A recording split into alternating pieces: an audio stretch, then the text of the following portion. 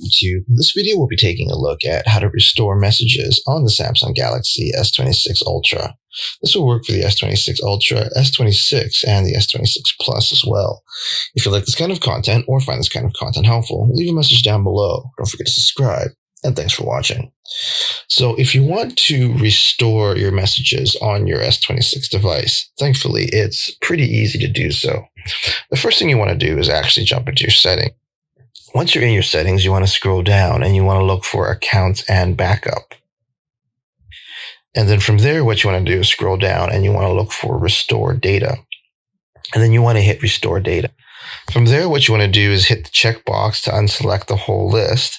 And then you want to scroll down and look for Messages, and you can restore data with the messages. And there you have it, everyone. Just a quick tip on how to restore data with your messages on the Samsung Galaxy S26 Ultra. If you like this kind of content or find this kind of content helpful, leave a message down below. Don't forget to subscribe, and thanks for watching.